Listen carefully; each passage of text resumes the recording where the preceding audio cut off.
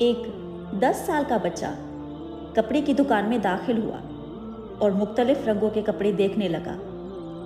دکاندار اس بچے کا جاننے والا تھا، اس لیے اسے فوراً پہچان گیا اور بولا، کاشف بیٹا، تم یہاں کیا کر رہے ہو؟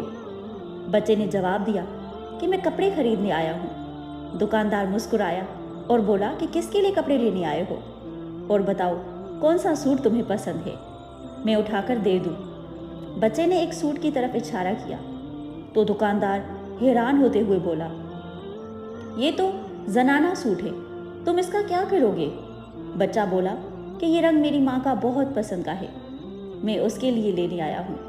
خیر، آپ ان سب باتوں کو چھوڑیں اور یہ بتائیں کہ اس کی کیا قیمت ہے؟ دکاندار حیران ہوتے ہوئے بولا کہ تم یہ سوٹ اپنی ماں کے لیے خریدنے آئے ہو، حالانکہ تمہاری ماں تو کب کی فوت ہو چکی ہے۔ دکاندار کے منہ سے یہ الفاظ سنتے ہی بچے نے پیسے جیب سے نکال کر اس کے سامنے رکھے اور وہاں سے بھاگ کھڑا ہوا۔ یہ دیکھ کر تو دکاندار اور بھی زیادہ حیرت میں پڑ گیا اور سوچنے لگا کہ کہیں کاشف کسی مصیبت میں تو نہیں۔ وہ دکان سے نکلا اور اس کا پیچھا کرنے لگا۔ بچہ بھاگا جا رہا تھا اور بار بار مڑ کر پیچھے بھی دیکھ رہا تھا کہ کوئی اس کا پیچھا تو نہیں کر رہا۔ یوں ہی بھاگتے بھاگتے وہ ایک قبرستان میں آ پہنچا۔ جب اس کا پیچھا کر رہا تھا وہ دکاندار، تو وہ بھی اس کے پیچھے آ گیا اور سوچنے لگا کہ یہ اکیلا عورتوں والے کپڑے لے کر قبرستان کیا کرنے آیا ہے، ضرور اس کے ساتھ کوئی مسئلہ ہے۔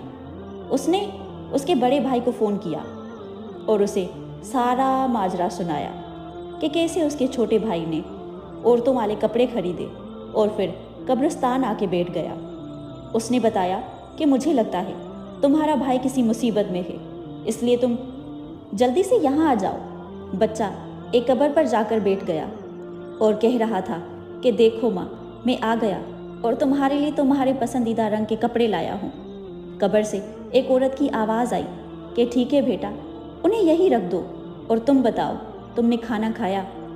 بچے نے جواب دیا کہ جی ماں، میں اب ٹائم پر کھانا کھاتا ہوں، آپ میری فکر نہ کریں۔ وہ ماں کی قبر پر بیٹھا یہی باتیں کر رہا تھا کہ اس کا بڑا بھائی وہاں آ پہنچا اور حیرانگی کے عالم میں اسے پوچھنے لگا کہ چھوٹے، تم یہاں کیا کر رہے ہو؟ بچے نے جواب دیا کہ بھائی، میں ماں سے ملنے آیا ہوں۔ اس کے بھائی نے کپڑوں کی طرف اشارہ کر کے پوچھا کہ یہ کس کے لیے لائے ہو؟ بچے نے بڑی معصومیت سے جواب دیا کہ یہ رنگ ماں کا بہت پسند کا ہے، میں اس کے لیے یہ کپڑے لایا ہوں۔ اس کا بھائی روتے ہوئے بولا کہ بے وقوف نہ بنو اور گھر چلو۔ بچہ بولا کہ بھائی، ماں میری ہر بات سنتی ہے اور میری ہر بات کا جواب بھی دیتی ہے۔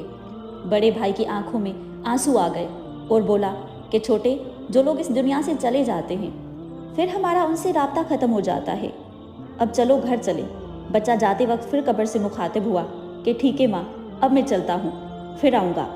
اتنا اس بچے نے کہا تو اسے اس کے بھائی نے گلے لگایا اور اللہ سے دعا کرنے لگا کہ یا اللہ، اتنی کم عمر میں کسی سے اس کے ماں باپ کا سایہ نہ چھین۔